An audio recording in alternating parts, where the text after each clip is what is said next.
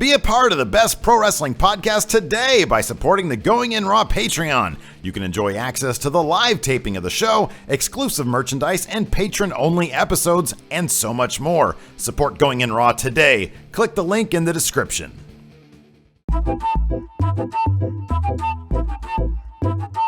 friendo, Steve here. And Larson. Welcome back to Matt Chat. It's the wrestling debate show where patrons at the $20 and up a month mark send us video questions and some text questions, and we have these hard, raging debates, purple-headed debates, like rock-hard debates. Larson, if you want to submit your video question, all you got to do is get on that Patreon at patreon.com/Steven Larson for the very reasonable price of $20 a month. You only have to do it once. Yeah. Just get one question on. Yeah. I mean, for $20, you can get 4 questions on. Yeah. Maybe even 5 if you do it during one of them weird weeks where there's 5 weeks. You plan it right, you can get 5 questions on, plus you get a friendo care package. It's a little weird, isn't it? That, like, Time's weird, man. There's some months that have 5 weeks. Who the hell did that? Well, I mean, like a week and a month is a completely man-made construct. You know, there's an entire thread on the Friendoverse. Did you know it actually takes 365 and 1/4 days for the Earth to go all the way around the sun? That's why we have leap year. Yeah, man, it's weird. Did you know there's an entire thread on the Friendoverse? Why can't we just do seconds and minutes and hours more accurately and do 365 days and not do leap years? What about people who are born on February 29th? They only got to have a birthday every 4 years. It's messed up. Yeah, well, screw those weirdos. I was going to say there's an entire thread on the Friendoverse that debates whether or not Steve here is a stoner. And this conversation we're having right here is evidence that we might both be. Anyways. We're completely lucid right now. Yeah, well. Not under the influence of anything beyond iced tea. You know what I love, Larson? Champions. And Vinny Elliott, he's a champion. He was. He was. He's the first Friendoverse open weight predictions champion. He's got a Matt Chat question for us. Let's see what he has to say. Hey, friendos. Vinny Elliott here. We have no idea who's in the Money in the Bank ladder match yet, but I have 2 early favorites. I'm going to say Big Cass and Elias. I think Vince loves Big Cass. He's big, and they're pushing him hard. I think he can do great with the briefcase. And Elias, well, we know Elias. He's great, just the best. Anyway, who are going to be your favorites without knowing anybody in the match? Thank you, guys. Have a good day. And please put me on before Adam Mayhem. Please, I beg you. Take care, guys. Bye. Thanks, champ. Thank you. All right, so. Steve, traditionally you go first, so by all means, please. Nice. I'm going to go with Samoa Joe. I think, number one, I think the Universal title scene over there on Raw is a little too... I don't see it becoming any more fluid in the near future, especially over the next 60 days. I think, I don't know, Roman's going to take... I mean, the next time that title is even defended is going to be at Money in the Bank. And I just don't see anybody over there. Like, I don't think they're going to give it... Braun is not going to be a cash-in guy. You need to be a cash-in guy. You need to be an opportunist for Money in the Bank. Vinny mentioned Elias. I don't see that ending well for Elias. I don't think they're going to have Money in the Bank go to Raw. I think it's going to be a SmackDown thing because I think that WWE title could legitimately go around the waist of any number of competitors there. Samoa Joe, Shinsuke, Daniel Bryan, and of course now it's on AJ Styles right now. So I'm going to go with Samoa Joe. I think it's going to be Samoa Joe. He came out and challenged AJ Styles this past week on SmackDown. I'm not sure exactly if that's going to play into... I mean, this is going up on Sunday, same day as Backlash, so we'll find out tonight if he's going to come into play with the Shinsuke AJ Styles thing.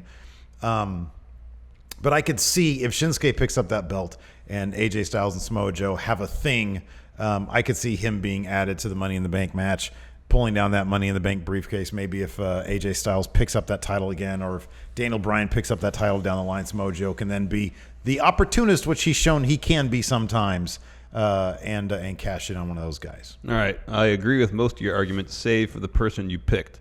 It should be an opportunist. It seems to work best when the Money in the Bank winner is an opportunist. And lately, top opportunist on SmackDown has been none other than Shinsuke Nakamura. Yeah. Taking every opportunity he can to give a low blow to AJ, and I think the ultimate low blow would be to lose at Backlash in a great match, enter Money in the Bank, following AJ's match against Samoa Joe. AJ pulls out the win. Nakamura wins Money in the Bank earlier tonight, comes out during the main event for the WWE title, cashes in on AJ Styles. He is your new WWE champion. It seems to perfectly fit this narrative they got now for Nakamura. He'd be just a ton of heat would rain. Well, I mean, the crowd would pop when it happened, but then a ton of heat would rain down on him for winning the championship in such a fashion. I think if they really want to establish Nakamura as top heel on SmackDown Live television, that would be a great way to go. I think it'd be a great way to. I think I really like your scenario. Wouldn't surprise me if they pulled it off. I think that'd be absolutely fantastic. That'd be a lot of fun to watch that happen. Yeah. Comcast is calling. I need to pay them. Next you better do that. Next up, Should always pay your bills, Steve. where is Money in the Bank being held? Chicago, You know where it's not being held? Philadelphia. Minnesota. Oh. And we've got Minnesota Joe on the line here on Matt Chat. Minnesota Joe, what do you have to say? Hey, Steven Larson, Minnesota Joe here. And Roman Reigns just lost again to Brock Lesnar. I just really feel like he's just done. I don't think that there's really salvaging him anymore. But I want your guys' opinion. Do you guys think that they're salvaging Roman Reigns? If so, how do you think you do that? Or do you think he should just get out of the main event scene for a while, and who should go in instead? Thanks, friendos. Too sweet and a hearty handshake. Thank you. Wow, Minnesota Joe seems really distraught that Money in the Bank is not being held in Minnesota. Yeah. I think he thought it was going to be.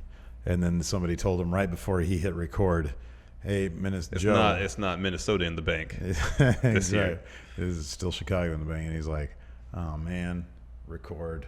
Hey, guys. Or he's just really bummed out about this whole Roman Reigns thing. I know I am. You're bummed out? It's a bummer to see like what WWE considers our top title be essentially held hostage by a giant bear baby. Yeah. Who often turns purple. Right, and like he's about to hand that title to Charisma Vacuum. Yeah. Anyways, I go first. Okay. No, can't be salvaged. Which is great because I have to argue that Charisma Vacuum can be salvaged. Yes. Go ahead. Milk's gone bad. Can't do it. Here's the thing. The milk in the fridge has actually gone bad. Don't drink that milk. Well, I wasn't going to. I wasn't going to take your milk. It's good. It's gone bad. You just told me it was bad, though. Yeah. All right. Well, is it good or is it bad milk? No, it's good. You're not going to drink it. Can I put a Roman Reigns picture on that? Yes. Please do. We'll put him on our board over here. There you go. Here's the thing about Roman Reigns. It's been 3 years. Apart from a couple moments, they haven't booked him right at all. Mm-hmm. He is in such a hole with the fan base right now. Apart from maybe 40 to 45% who will buy his merch, cheer him. The other, depending on where you're at, the other 60 to 55% are going to boo him. And they're going to boo him, and they're going to boo him regardless of what you do. Yeah. Even if you turn him heel, I worry that people are going to see right through that. That they're going to think, they turned him heel, so we'll cheer for him, but we're going to boo for him anyways.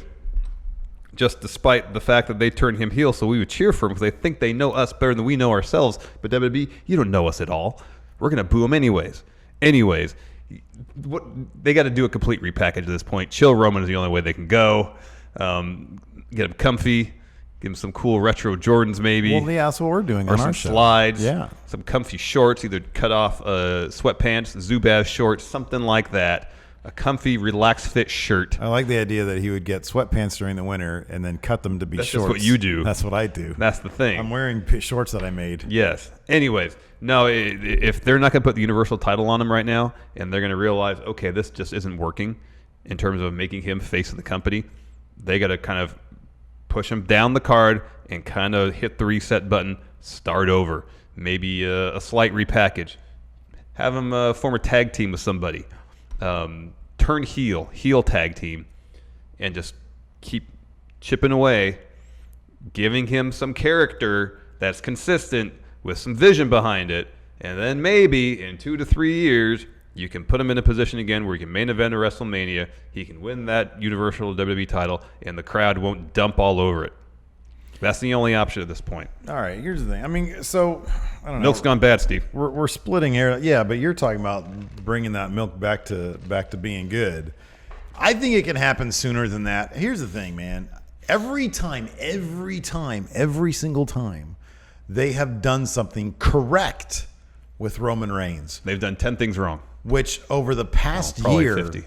Which over the past year has been few and far between because, yes, they do 10 things wrong for every one thing they do right. Regardless of all that, whenever they get him right, people pop for him. People, I think deep down, because they understand the WWE is going to go all in. They want to, I mean, at this point, it's who knows. But up until this point, up until very recently, they understand the WWE, we're stuck with Roman, right? So if we're stuck with him, we want a reason to cheer for the guy, or we want a reason at least to care.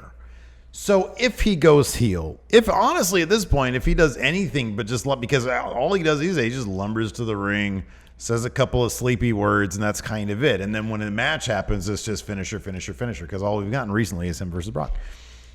When they do anything to make him interesting in the least, people tune in. They want Roman to be successful. Maybe not as much as they want Finn to win or Seth to win or especially Braun to win, but people would be on board right now if there was 3 weeks of consistent, entertaining, creative behind Roman Reigns. Yes, he can absolutely be salvaged. Even at this point, he can be. If they had Brock let go of that Universal title, put it on Braun, put it on Seth, put it on Finn, put it on Roman, put it on whomever, and get some interesting storylines going where Roman is, the Backlash match tonight is going to be very interesting. You see how Roman is booked against Samoa Joe, who's on the same level as Finn and Seth and AJ Styles, because we'll get to see where they're adjusting Roman Reigns' power rankings, if you will, within the context of the rest of the roster. All he needs are entertaining, interesting programs with other wrestlers that aren't Brock Lesnar. Loosen up your reins a bit, so to speak, on that Universal title. Have it play hot potato a little bit. That's what they did back in the Attitude Era. I could see that WWE title over on SmackDown trading hands a couple more times over the next 12 months. I think Shinsuke is going to get it. Wouldn't surprise me if Samoa Joe gets it. Wouldn't surprise me if Daniel Bryan or even The Miz gets it at this point. Play the same kind of game with the Universal title because you have the talent there. And if you start mixing in Roman with Seth, with Finn, with Braun, with all those guys, then people will come around and he could be the face of the company. We had 2 countouts go up yesterday. We had 10 reasons why Roman Reigns should be the face of WWE. We also did another one, why Braun should be the face of WWE. Absolutely, he can be salvaged. He's got all the ingredients. The only thing that's ever been lacking with Roman Reigns has been the creative behind him. And that's a fact. All right. Well, it's not the only thing. It's a major thing. Next. Oh. Yeah. Oh, no. Yeah. Can I just sit this one out? Have at it. Adam Mayhem. Let's see what Adam Mayhem has to say. Buenas tardes for the University. Bienvenidos to another edition of Chit Chat with the Champ. Real quick, as I'm about to go to class, with how Montreal was as good as a crowd this week. Steve Larson, debate best crowds for professional wrestling. Take it easy. Thank you, Adam Mayhem. All he's doing is walking and talking, and he sounds like he's gassed. He's already blown up, man. What was that? We just saw him last night there at the Colonial Virgil Flynn III Productions. I was sitting there booing him the entire time, just as loud as I could possibly boo. Is Adam Mayhem salvageable? That should be the question. Oh, yeah. No. Yeah. No, not at all. Anyways, I think I go first on this Yeah. one. Oh, come on, man. It's Chicago. It's Chicago. I mean, look at all the great crowds that have been in Chicago. I don't know. Chicago is the town, it's a town where you consistently get, it's like, it's the internet come alive, but it's the good internet. It's like internet wrestling community, but the good one. Come alive. You know, it's the town CM Punk's from. Wasn't that Money in the Bank 2011? Won that Chicago seat. Great crowd. There you go. You know what you're going to get. Consistent. Consistently great crowd there in Chicago. It's Chicago. You know, your best argument you need to make, one of the reasons probably All In's happening in Chicago, because it's such a hotbed for wrestling. It's got one of the best wrestling crowds in the world. We both agree. Shake my hand. Philadelphia. Yeah, Philadelphia's good too. Philadelphia. They were too hard, man. They're too harsh. Well, I mean, yeah, at one point, a Philadelphia crowd, I think threw batteries at Santa Claus or something like that.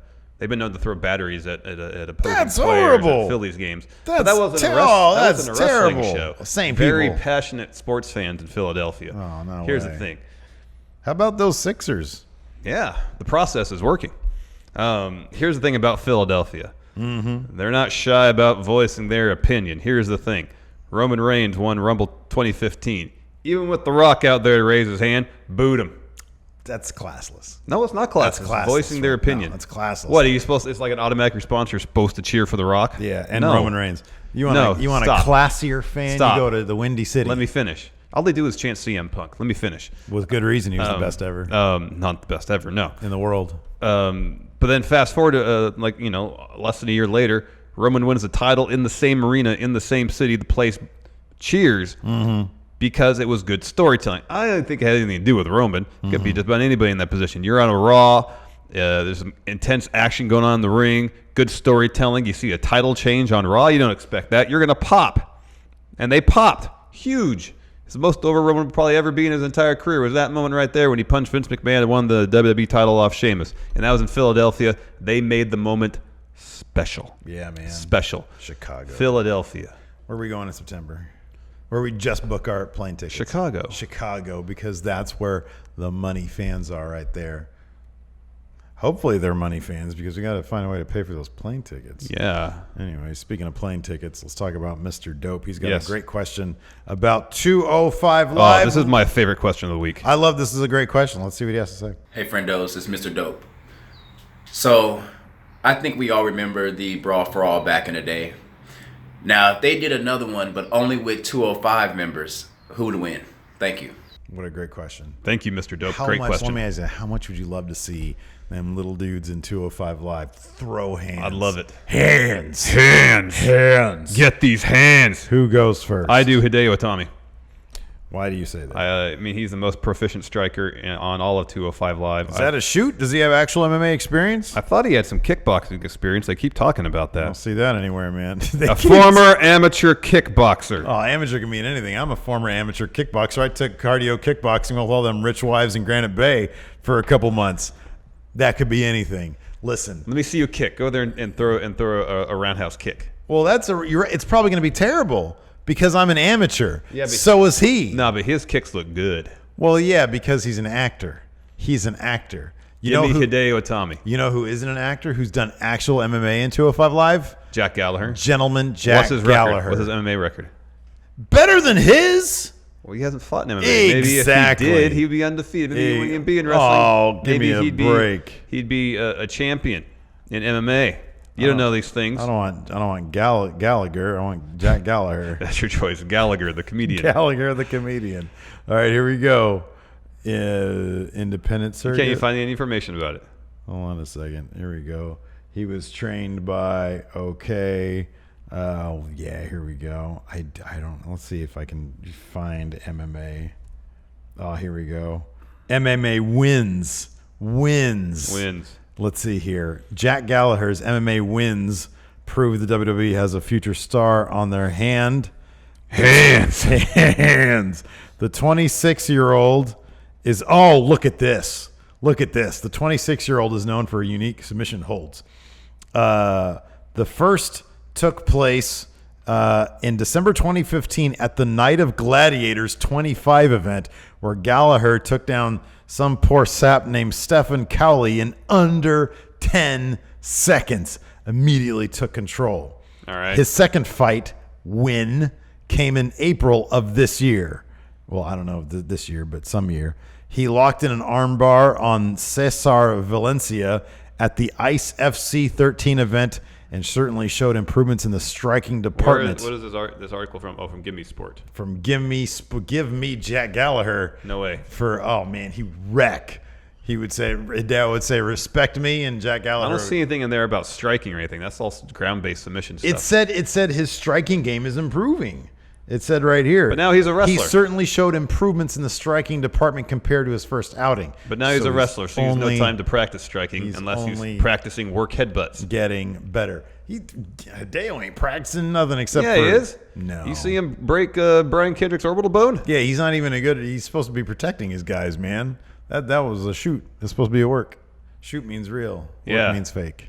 So yeah. You better respect Hideo Itami and his kicking power. Well, I would rather respect Jack Gallagher and his actual MMA record. No, Hideo Itami is the correct answer. You were crazy. You would kick the heck out of Jack Gallagher. He would end up like freaking I don't know who caught hands in that original Brawl for All, like Bradshaw. Didn't he? Everybody got knocked out. Everybody got concussed in that thing. I know. That was a disaster. That wasn't. Never do that again. No. That was an absolute. Who would? Okay, let me ask you this. And then Bart Gunn makes it to the final, gets knocked out by Butterbean basically instantly. Who would do the worst?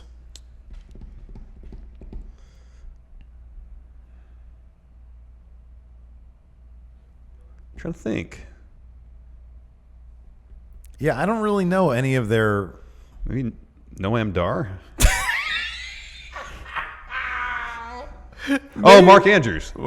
He's so little. That's what I was thinking. Like Noam Dar, he's kind of short, but Mark Andrews is just so little. Hold on a second. What kind of? Let's see if Mark Andrews has any MMA like real experience. Plus, he's like a little music nerd. Well, I guess Noam Dar is not that small. Mark Andrews is 5'8", 159. Noam Dar is 5'9", 178. Personal life. He's in a band. No, I think the right answer is Mark Andrews. He would do the Mark Andrews to get his ass handed to him. Yeah, I think so. Yeah. All right. I don't see any MMA stuff here. I'm gonna see if I can find MMA in his Wikipedia entry. Nope. Nope. You hear that sound? It means nope. That means nope. All right. Great question, Mr. Dope. Thank you very much. Let me see if Noam Dar has MMA experience. Let's see here. Ooh. No. That's Tommaso Ciampa. Tommaso Ciampa. He would do great. No, I think Noam Dar would do fine. All right, let's Broken Steve. Yes. Broken Steve has another question about Roman and Braun. Let's see what he has to say. Hey, Steven Larson, Broken Steve here with another delightful, Matt Chat question. My question for you guys this week is easy. What is best for business? For Roman Reigns to be the face of WWE or Braun Strowman to be the face of WWE? Thanks, guys. Look at that great shirt. You see that great shirt? Logo. Yeah. Did you see how hard I hit that brick wall back there? Your hand should be broken. It rippled. Your hand should be broken. Broken Steve. Who goes first? I go first. You do. We kind of covered a lot of ground in terms of this stuff in our 2 episodes of Count Out, which went up yesterday. Mm-hmm. But what is best, Larson, for business? Tell me. Roman Reigns. A lot of great. We have 10, like you said. We got to count it up yesterday. But a couple of the points we made. He's more experienced than Braun Strowman. He looks good. He looks like a superstar. He sells, already we know, best for business. He sells a lot of great merchandise. Well, he sells a lot of merchandise. He sells a lot of merchandise. Yeah, his merchandise is not that great. He sells a lot of merchandise. I see all sorts of people at shows dressed up like Roman Reigns. And so the answer is Roman Reigns. This dude he's all the money. He's a license to print money if you just get creative behind him. No, you know who they've got, whose creative has been on point? Who? Braun Strowman. Oh, right. And every opportunity he hits it out of the park. Give him a title reign. Hands. Give him a title reign. It won't be garbage. Get these hands. It'll be great because he's great. Everything they've given him, he's done well, exceptionally well. I know. They give him all the good stuff, man. I know, because he's the future. He is what's best for business. They Universal give Roman champion. all the trash. Braun Strowman. Hands. And the best part about Braun, possibly, is that as awesome as he is now, yes, he's still just starting out. Oh, yeah. He's got so much more to learn. Yeah, man. Give him some experience, especially as champion. Hands. Have him involved in matches to improve his storytelling. Sky's the limit, man. Yeah, but he does. He's got a ton of personality. He comes off as incredibly humble and personable in media appearances. Braun Strowman's the answer. He is what's best for business. I love Braun Strowman, man. I think he's great. Definitely best for business. Next up, we've got Thayer Thabata with a record-breaking 9-second Matt Chat video. He is the man. Let's see what he has to say. Hey guys, what makes for a better and more entertaining overall show? Heel GM or face GM? Thanks, guys. Thank you, Thayer Thabata. Look, you see that? As he was talking, he was backing away from the camera. Oh, my goodness. You're obsessed with that. Does that? You're absolutely obsessed. Anyways, I go first. No, Do I go No, first. you I go went first last time. Oh, face GM, as we've seen now. Yeah, I know what you're going to say. Oh, why would you? I hate when you do that. I know what you're going to Just say, because and we that's worked a good out, point. we worked out our arguments beforehand, and so you always undercut me. A point. You mentioned a point. I know what you're going to say. I won't go into detail about it. Don't ever do that. I know what you're going to say. Actually, I feel like the best answer is really no GM. Look in New Japan Pro Wrestling. Pure anarchy. There's no general manager. Right. No, nobody comes out there. Yeah, look at me. Makes the matches for the card. The matches are made between the competitors. It's how it should be. It's how it should be. Oh, yeah, because they all come out and challenge each other. Yes. That's right. Yeah. Here's the thing, though. How many times have we seen the heel authority figure who rules with an iron fist and abuse of their power? How tiresome is that routine? Oh, yeah. Endlessly. Back when we first saw it in full swing, it was with the authority going against Roman Reigns. They started every episode of Raw with like a 25-minute promo that just went on and on and on and on and on and on and on. And I don't want to see that anymore. Give me Kurt Angle. He's at the arena. He's flustered all the time because he's overwhelmed by the tasks at hand. That's the real answer is what's the best GM? It's not heel or face. It's flustered. But what he does, he says, just go settle your business in the ring. Yeah. I don't want to deal with all this nonsense. It's a cop out. No, he's a terrible. It's a wrestling show. People pay to see wrestling. He says, go out there and wrestle and settle your differences. That's why I say face GM doesn't get in the way of storylines as much. Set aside the whole Shane McMahon, Daniel Bryan crap. Kurt Angle, he's a facilitator. He makes the matches, gets involved in stories as need be. Otherwise, he's out of the way. Just give me wrestling. I don't want to see a bunch of authority figures arguing with talent. It's boring. Okay, number one, you're using the wrong example. You should be talking about Drake Maverick. He's a great face GM. He's fantastic. Especially, I like that he continually tries to fat shame Buddy Murphy. It's hilarious and awesome. No, listen. I'm gonna give you two examples, and I know you're like, I know what you're gonna say. I know what you're gonna say. Yeah. The greatest storyline in the history of wrestling was heel owner, GM, whatever you want to call him, Vince McMahon versus Stone Cold Steve Austin. They set the template, and it was great. It was fantastic. Amazing. Let me ask you this now. Fast forward 20 years. Okay. What was the highlight of WrestleMania 34? I don't remember. It was the Ronda Rousey match. Oh, yeah. And what was the storyline behind the Ronda Rousey match? It was the heel GM. So thank you very much. It's still alive and kicking. Heel GM is still the way to go. You just have to implement it correctly. That's what you got to do. Meh. Drake Maverick, great GM. Yeah, he is. William Regal, fantastic GM, Yes. but hot-headed. Well, he's easily flustered. Really hates Adam Cole. Yeah. I don't think Adam Cole's a fan of William Regal either. I don't think so, man. Next, Brandon from Starve Inc. Let's see what Brandon from Starve Inc. has to say. Hey, friendos, it's Brandon from StarveInc.com here. I was wondering, with New Japan coming up this weekend, really excited to watch it, who in New Japan would be better off in WWE? I don't know if that's ever been asked before, but I've been thinking about it a lot, and I'm not sure. Debate. Thank you, Brandon from StarveInc.com. Thank you, Brandon. Check out his line of apparel. It's good stuff. Oh, man. Who goes first? Me? You do. Give me Zachy 3 belts. Give me Zack Sabre Jr. He's doing pretty well for himself. Oh, he's doing great in New Japan. He's doing absolutely fantastic in New Japan. But I'll be honest with you. He's already reached the top. He took on Okada. And I know they're trying to establish him as top guy, as one of the top guys over there. Yeah. And that's fantastic. That's really good.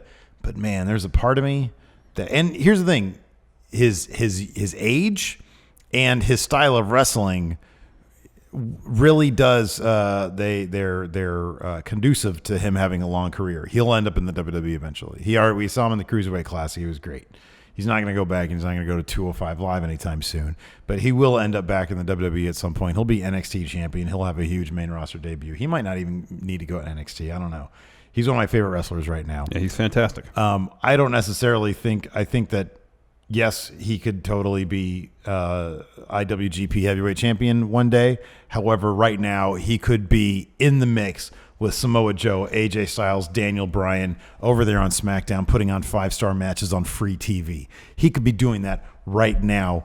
Zack Sabre Jr., I think, should be in the WWE. I think he could do better there than he does in Japan, even though he does amazing in Japan. The only thing that bums me out is that he'd have to dial down his heel persona just a little bit. Well, he wouldn't be able to be throwing up middle fingers. He wouldn't be able to do that, and he wouldn't be able to use the F-bomb, which I really, really like about him. But I think that he is custom-made for WWE. I really do. I think that out of everybody in New Japan, with the style they work, which can sometimes often skew towards moves and strikes that WWE necessarily wouldn't be cool with. They have to dial it down a little bit. Zack Sabre Jr. isn't in that class. That dude can hop right now to WWE, be a main event player on SmackDown easily. Yeah. That's a really good answer. Thank you. Don't know if I can top that one, but I have to try. Give it a shot. I'll say Jay White. Oh, okay. Yeah. That's if it's so. Zack Sabre Jr. has a super high ceiling wherever he goes. Jay White might have a higher ceiling in WWE. Potentially. Yeah. When he won the United States title, it was viewed as a step down because it's Kenny Omega, And so you can say, well, he's a champion now. He is, but he's tasked with trying to bring prominence to that title without having the buzz attached to him. We've seen him wrestle a couple times. He's really good. Yeah. He's really Great worker. good. And imagine, if you will, if he had decided to, or if he was offered a spot at the Performance Center, went there rather than become a young lion in New Japan. Right. He's young. He's super Jay young. White's 6'1"? Yeah, he's good size. And 220. Wow. Yeah. Didn't realize that. He's young. He's got a wealth of potential. And put him in the WWE developmental system, and who knows what could have happened. Mm-hmm. He could be debuting right now on NXT in some awesome Triple H inspired or conjured up gimmick to great fanfare. Who knows? And putting on great matches with the likes of Adam Cole, Ricochet, Velveteen Dream, and so on. God, he's only 25. Yeah, he's super young, man. Wow, that's great. Imagine when he's 32 and he actually could inhabit the role of Switchblade, because that's kind of our beef with Jay White right now. He's not grizzled enough to be the Switchblade character. I think Switchblade needs to have some city miles on him. Yeah, needs to be a bit more grizzled. But he'll end up in NXT one day. He'll end up NXT champion. He's going to be a huge star. Oh yeah. So yeah, but no, it is funny. He's. I mean, the bottom line with Jay White is, regardless where he goes, right now at such a young age, being as good as he is, only debuting in 2013, by the way. Yeah. It's going to take time for him to really achieve his ceiling, but oh my God, it's a massive ceiling. It's going to be massive. Yeah, he's great. Next, from the Cat, Daryl Takahashi. Let's see what the Cat has to say. What's good, Team Larson, many friendos out there? It's the Cat, Daryl Takahashi. I'm rocking my Velveteen Dream shirt, representing the hottest guy to me in terms of momentum in NXT. And my question regarding the man the shirt is inspired by: what feud in New Japan Pro Wrestling would be the best for Velveteen Dream? Thank you, the Cat. Daryl Thank you, the Takahashi. Cat. I get to go first. A great question. Tetsuya Naito. Okay.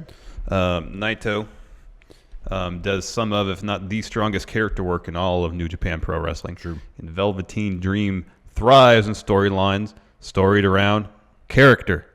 I just feel like with their two strong personalities, they could play off each other well, come up with some interesting promo bits, and then, of course, the in-ring product would be fantastic. They're both phenomenal wrestlers. I think Tetsuya Naito is the correct answer. I'm going to steal a page out of your book. Your favorite wrestler on the planet is Minoru Suzuki. I can't think of a guy who is such a 180-degree opposite of the Velveteen Dream than Minoru Suzuki. I could only imagine the facial expressions that he would give us when confronted with this super sexualized character of the Velveteen Dream. The idea of Minoru Suzuki having to be put through the Velveteen Dream experience is something that I think would be absolutely hilarious and great and groundbreaking. And character-wise, I couldn't think of anybody who I'd rather see go up against the Dream than Minoru Suzuki. I think it'd be a lot of fun. It'd make for some really great, brutal matches. You know, Velveteen Dream so far, we've seen him come in and try to play lots of head games with people. We saw this very recently with the guy that you chose, Naito, trying to get in the head of Minoru Suzuki, sort of, you know, he's demanding respect of Naito, and Naito just doesn't even pay attention to him. It was really, really fantastic stuff. I can see this being taken to the next level with Velveteen Dream. We saw that with him and Aleister Black, wanting Aleister Black to acknowledge him. There could be a lot of real fun stuff there between these two. Both good answers, Steve. Both good answers. You know what they say, Larson? The money is in the chase. And next up, we've got Chase with the question. Hey guys, I'm just wondering, how important is the referee position in wrestling right now? Steve, you take the position of not important at all.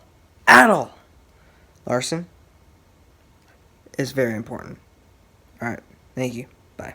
Thank you, Chase. Thank you, Chase. Man, who can forget that epic match between Charlotte Flair, Sasha Banks, and Lil Nate? Who could forget that epic match between Shawn Michaels, Ric Flair, and Lil Nate? No, man. Look, refs are there for one reason, to finish the match, to hit the 3 count, to submit. You know, there was one time when the ref, a couple times, but one big moment in one epic match that I can think of when the ref actually mattered. And that's when it was a special ref, HBK, end of an era match that really played into the story really, really well. Generally, whenever the ref gets involved in a story of the match, it's just irritating and it's a cop-out. It's really, really annoying. I understand non-kayfabe, the reason why refs are so damn important to a match and that they communicate, you know, decisions to the wrestlers, tell them to wrap it up. You know, one wrestler will tell the ref something, he'll communicate that to the other wrestler if they're going to do a move or whatever. I totally get that. And in that respect, they're totally important.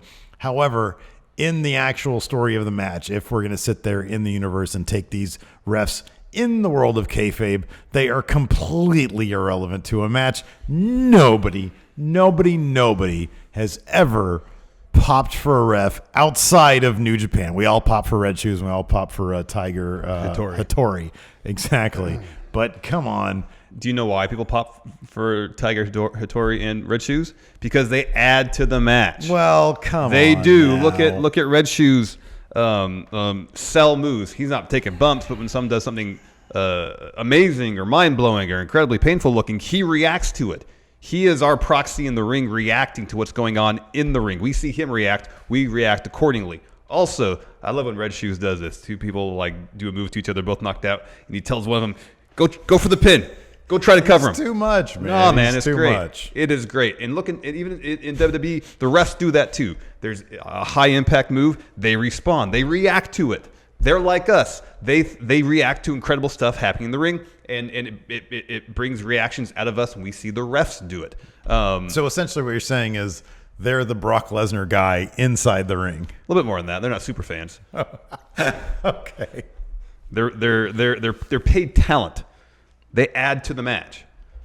When good refs add to the match. You bring up the Shawn Michaels example in that Hell in a Cell match, and you know that's he's a former wrestler. He has a huge part in the story between Triple H and Undertaker. He has his own story with both those guys. But this is a good example of a referee. 99% of the time, a ref doesn't get as involved as Shawn Michaels does in a match. But in terms of his reactions to what was going on, to a lesser degree, every ref does that, and it's great. Who's the best guest ref ever? Oh, Shawn Michaels. It's in that match. Wrong. Who? Michael P.S. Hayes. In that Ric Flair. He seemed like he's going business for himself, man. Didn't he get it? He got on a bunch of punches. Yeah. During that match. Just wandering around. There was a ref in the match. He was like the special enforcer. I think he was like literally the second ref. He was a shirtless second ref. Doesn't make a whole lot of sense. Really does not make a whole lot of sense. Oh, Michael Hayes is the best. Our final video question this week is from Patrick Sparks. The B-Man, the beekeeper. You are the B-Man. You are the B-Man. Let's see what Patrick has to say. Hey, friendos, Pat here. So, sadly, Brock didn't lose. But my debate this week is actually about that. So, speculation has it that Brock's probably not going to lose that title until Money in the Bank at the earliest because he's not defending at Backlash, and there's little to no chance he'll lose it on a Raw. So, if Brock goes all the way to Money in the Bank with that Universal title, his Universal title reign will, at that point, be 441 days long. Obviously, that's longer than CM Punk's 434-day WWE title reign. Now, my question for you is, which reign do you think is more prestigious and important to the WWE in their eyes? Is it Punk, who is a better wrestler, still did big money, but it was a good run? Or is it Brock, who got them way more money, is a way bigger name than Punk, and it is a longer run? Which do you think is more important? Obviously, it was Punk's, but what do you guys think? Thanks, friendos. Thank you, B-Man. Thank you, Patrick B-Man. Thank you, Patrick B-Man. I think I go first. Yes. I'm going to say based on the level of competition he had to face, it's Brock Lesnar. Okay. CM Punk, when he had his long title reign, also was involved in a protracted feud with who? Ryback. That's right. Yeah. And that's not really that great a competition. No. I mean, sure, Ryback at the time was on the rise, but he was only really put in that spot because John Cena got hurt. Yeah. He really wasn't ready for that spot yet. True. Both in ring and in terms of promo character stuff. However, Lesnar has faced some of the best talent in WWE during his reign. He's had one-on-one matches with Samoa Joe, Braun Strowman, 2 against Roman Reigns. Roman Reigns beat them all. That's just at pay-per-view. SummerSlam, of course, fantastic match. It was him, Braun, Samoa Joe, Roman Reigns. Also, great match. He's also faced AJ Styles. Some of the finest talent in all WWE he's faced, and he's beat them all. I understand it's scripted, but anyways, he beat them all. I understand it's scripted. I'm trying to think of CM Punk probably beat Cena at some point during that reign, and I can't really think offhand. But, like his top rivals for a moment were Ryback. Alberto Del Rio was in there at another time. Yeah. While Punk is the better wrestler and put on better matches on a more consistent basis. Oh, there's Jericho. He had a feud with Jericho during that time. That was probably the best feud he had during his long title reign. If you want to ask what was the most prestigious reign, I'm going to go with Lesnar. He's really catapulted the Universal title to a new level of prestige. WWE views it as the top title without a doubt. So I'll go with Brock Lesnar. All right, so that's kind of like your strongest argument is WWE simply views the Universal title. They view Brock Lesnar as a bigger star than CM Punk than they ever did. So they put him in the main event scene. However, the problem is Brock Lesnar's Universal title reign, which is about to break CM Punk's record, and it's unfortunate that it is, that title reign comes with a big fat asterisk next to it. And that is Brock Lesnar is an absentee champ. He's never there. I mean, everybody knows. He's never there. He's booked stupidly strong. There was a period of time when the idea of a part-time world champ was, I kind of understood it. However, in the end, in the long run, he's been gone far too long. His matches are so uninspired. I really think at the end of the day, fans are going to look back at Brock Lesnar's reign with some amount of disdain because it was a bunch of BS. CM Punk was a guy who every single one of those 434 days, whatever it was, he was present. He was there. He was defending. Yeah, he might have taken on guys like Ryback. He might have had guys like Alberto Del Rio.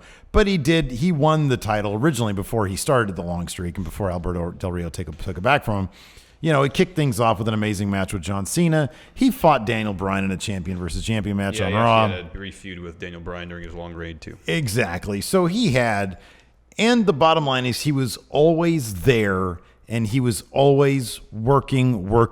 He was definitely the workman's champion. It's absolutely unfortunate that once they were time to up the ante for Cena versus Rock, that they had to rob CM Punk of that title by just jobbing him out to the Rock, jobbing him out in the rematch, and not even bothering to add him in as a third man in that Cena Rock sequel match.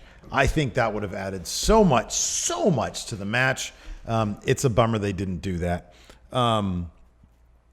So yeah, in my opinion, it's CM Punk. The man he put in the work. And I think to this day, that's why people still chant CM Punk, because they knew that he was the best worker in the company. They did reward him with that title. They let him take it forever and ever and ever.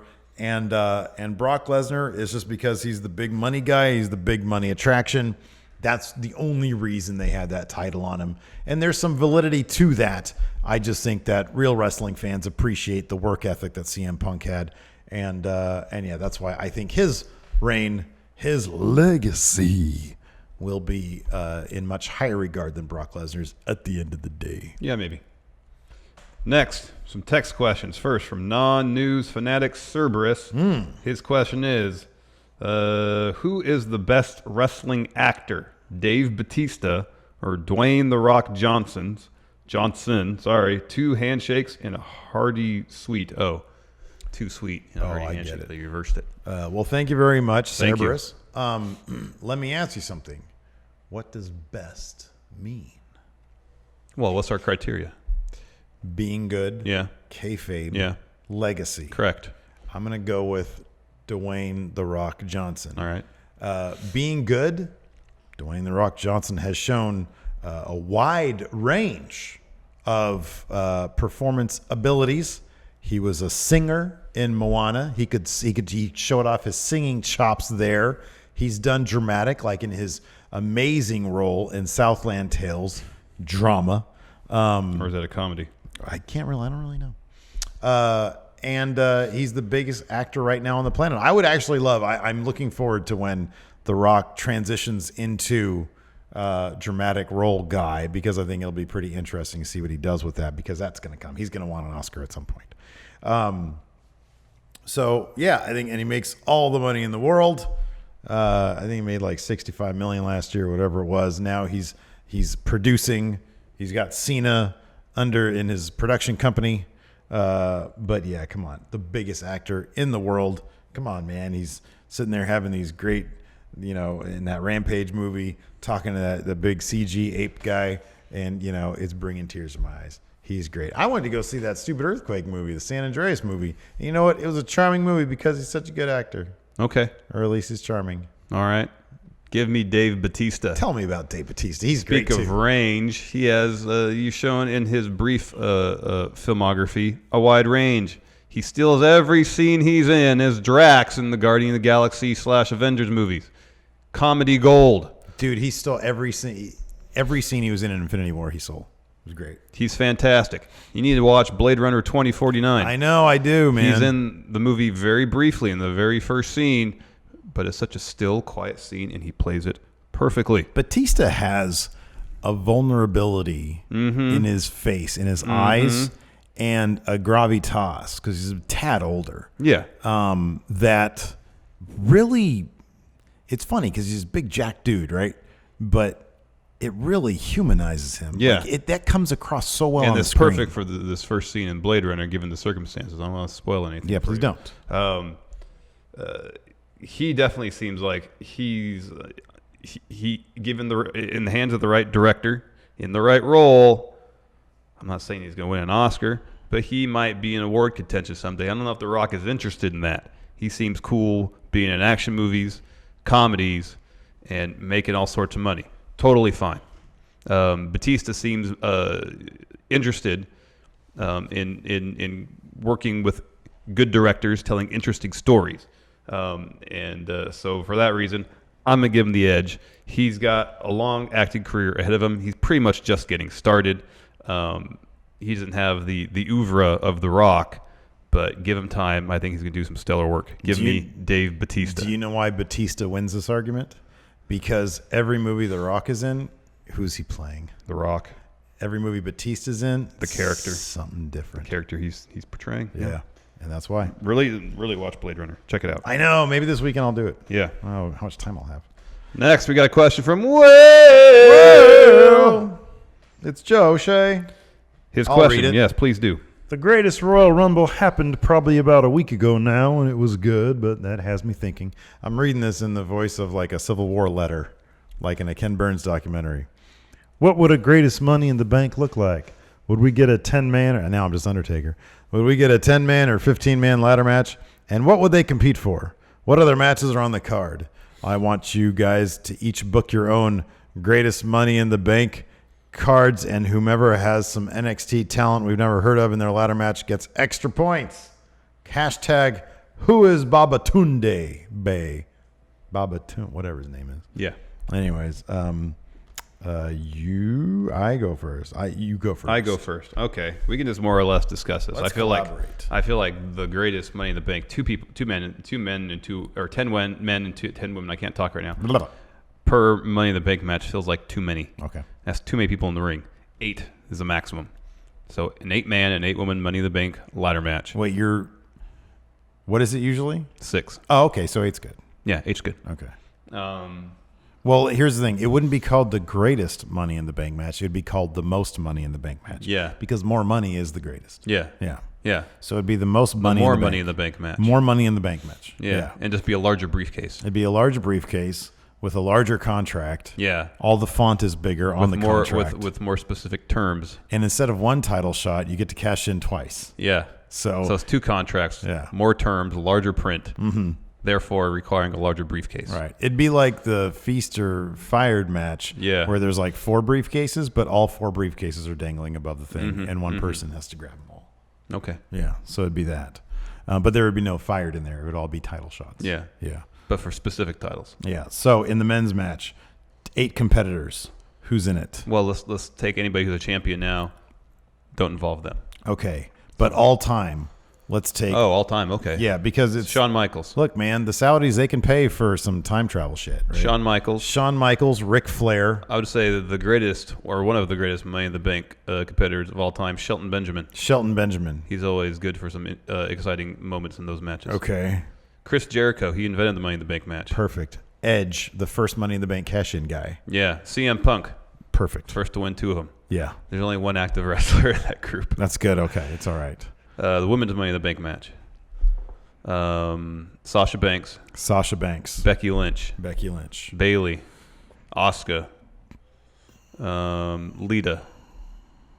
Trish Stratus. Jacqueline. One more. Kairi Sane. There you go. She can do her insane elbow off the top of the ladder. Perfect. And then all the other matches are brand champion versus champion. Yeah. So AJ versus Brock again. Yeah. No, AJ versus Roman. Yeah. Or Braun, whoever it may be. AJ versus Braun. AJ versus Braun. See that match. You have Bludgeon Brothers against Woken Matt and Bray. That'd be good. And then on top of that, since he was talking about this, an NXT Money in the Bank match. Oh, that's good. Yeah. All right, 8 competitors for the NXT Money in the Bank match. No, we got to come up with that. It would be everybody in the NXT ladder match. So Velveteen Dream, Adam Cole. Well, we can't do Adam Cole. He's got a championship. It's a championship. Okay. So Velveteen Dream, Lars Sullivan, Killian Dane. Oh, Killian Dane's on main now. Okay. Lars Sullivan, Velveteen Dream, EC3, the 1%er. Ricochet. Keith Lee. Keith Lee. Chris Dijak. Chris Dijak. Then we need 2 more.